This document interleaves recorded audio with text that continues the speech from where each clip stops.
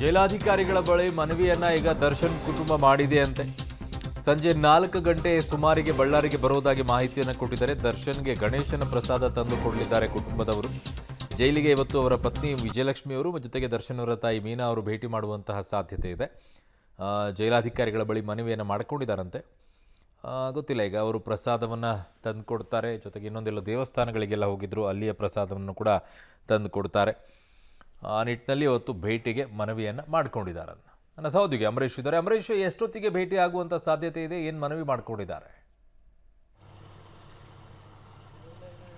ಅರುಣ್, ಈಗಾಗಲೇ ಏನು ಜೈಲಿನಲ್ಲಿ ಮಾರ್ನಿಂಗ್ 11:30ರಿಂದ 12:30ವರೆಗೆ ಕೈದಿಗಳ ಸಂದರ್ಶನಕ್ಕೆ ಅವಕಾಶ ಇರುತ್ತೆ. ಮತ್ತೆ 4:30ರಿಂದ 5:30ವರೆಗೂ ಕೂಡ ಅವಕಾಶ ಇರುತ್ತೆ. ಅಂದ್ರೆ ಸದ್ಯಕ್ಕಿರುವಂಥ ಮಾಹಿತಿ ಪ್ರಕಾರ ದರ್ಶನ್ ಅವರ ಪತ್ನಿ ವಿಜಯಲಕ್ಷ್ಮಿ ಮತ್ತು ಅವ್ರ ತಾಯಿ ಮೀನಾ ತೂಗ್ದಿಕ್ ಇಬ್ಬರೂ ಸಹಿತ 4:30 ನಂತರದಲ್ಲಿನ ದರ್ಶನ್ ಅವರ ಭೇಟಿ ಆಗ್ತಾರೆ. ಅಂದ್ರೆ 4 ಗಂಟೆ ಸುಮಾರಿಗೆ ಬಳ್ಳಾರಿ ಸೆಂಟ್ರಲ್ ಜೈಲಿಗೆ ಬರ್ತಾರೆ ಅನ್ನುವಂಥ ಮಾಹಿತಿ ಇದೆ. ಅಂದ್ರೆ ಪ್ರತಿ ಬಾರಿಯೂ ಸಹಿತ ಅಂದ್ರೆ ದರ್ಶನ್ ಅವರು ಬಳ್ಳಾರಿ ಸೆಂಟ್ರಲ್ ಜೈಲಿಗೆ ಬಂದು ಇವತ್ತಿಗೆ 14 ದಿನ ಆಯಿತು. 14 ದಿನದಲ್ಲಿ 3ನೇ ಬಾರಿಗೆ ದರ್ಶನ್ ಅವರ ಪತ್ನಿ ವಿಜಯಲಕ್ಷ್ಮಿ ಅವರು ದರ್ಶನ್ ಅವ್ರನ್ನ ಭೇಟಿ ಆಗ್ಲಿಕ್ಕೆ ಬರ್ತಾ ಇದ್ದಾರೆ.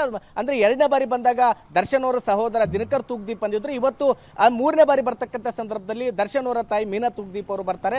ಕಳೆದ ಬಾರಿ ಬಂದಂತ ಸಂದರ್ಭದಲ್ಲಿಯೂ ಸಹಿತ ದರ್ಶನ್ ಅವರ ಪತ್ನಿ ವಿಜಯಲಕ್ಷ್ಮಿ ಅವರು ವಿವಿಧ ದೇವಸ್ಥಾನಗಳ ಅಂದ್ರೆ ರಾಜ್ಯದ ವಿವಿಧ ದೇವಸ್ಥಾನಗಳಿಗೆ ಹೋಗಿ ಪ್ರಸಾದವನ್ನು ಸಹಿತ ತೆಗೆದುಕೊಂಡು ಬಂದು ದರ್ಶನ್ ಅವರಿಗೆ ಕೊಟ್ಟಿದ್ರು. ಮತ್ತು ಮೈಸೂರಿನ ಚಾಮುಂಡೇಶ್ವರಿಯ ಪ್ರಸಾದ ಮತ್ತು ಪ್ರಸಾದ ಕೊಡೋದ್ರ ಜೊತೆಗೆ ಕುಂಕುಮವನ್ನು ಸಹಿತ ಅವ್ರಿಗೆ ಹಣೆಗೆ ಹಚ್ಚಿದ್ರು. ಇದೀಗ ಮತ್ತೆ ವಿಜಯಲಕ್ಷ್ಮಿ ಅವರು ಅಂದ್ರೆ ಮಂತ್ರಾಲಯ ಸೇರಿದಂತೆ ಬೇರೆ ಬೇರೆ ಅಂದ್ರೆ ಹಾಸನಾಂಬ ದೇವಸ್ಥಾನ ಆಗಿರ್ಬೋದು, ಅದ್ರ ಜೊತೆಗೆ ಅಸ್ಸಾಂನ ಗುವಾಹಟಿಗೂ ಸಹಿತ ಹೋಗಿ ಅಲ್ಲಿ ಕೂಡ ದೇವರ ದರ್ಶನವನ್ನು ಮಾಡ್ಕೊಂಡು ಬಂದಿದ್ರು. ಎಲ್ಲೆಲ್ಲಿ ದೇವಸ್ಥಾನಗಳಿಗೆ ಹೋಗಿದ್ರೆ ಅಲ್ಲೆಲ್ಲ ಸಹಿತ ಪ್ರಸಾದ ಮತ್ತು ಕುಂಕುಮವನ್ನು ತಂದು ಬಹುಶಃ ದರ್ಶನ್ ಅವರಿಗೆ ಕೊಡ್ತಾರೆ ಅನ್ನುವಂಥ ಮಾಹಿತಿ ಇದೆ. ಮತ್ತೊಂದು ಕಡೆಗೆ 1 ವಾರಕ್ಕಾಗುವಷ್ಟು ದರ್ಶನ್ ಅವರಿಗೆ ಡ್ರೈ ಫ್ರೂಟ್ಸ್, ಬಿಸ್ಕೆಟ್ಸ್ ಎಲ್ಲವನ್ನು ಕೂಡ ತಂದು ಕೊಡ್ತಕ್ಕಂಥ ಮಾಹಿತಿ ಕೂಡ ಸಿಕ್ಕಿದೆ. ಅಂದ್ರೆ 4 ಗಂಟೆ ನಂತರದಲ್ಲಿ ದರ್ಶನ್ ಅವರ ಪತ್ನಿ ವಿಜಯಲಕ್ಷ್ಮಿ ಮತ್ತು ಅವ್ರ ತಾಯಿ ಮೀನಾ ತೂಗ್ದೀಪ್ ಅವರು ಬರ್ತಾರೆ. ದರ್ಶನ್ ಅವ್ರ ಜೊತೆಗೆ ಚರ್ಚೆಯನ್ನು ಮಾಡ್ತಾರೆ, ಪ್ರಮುಖವಾಗಿ ಕಾನೂನು ಹೋರಾಟದ ಬಗ್ಗೆ.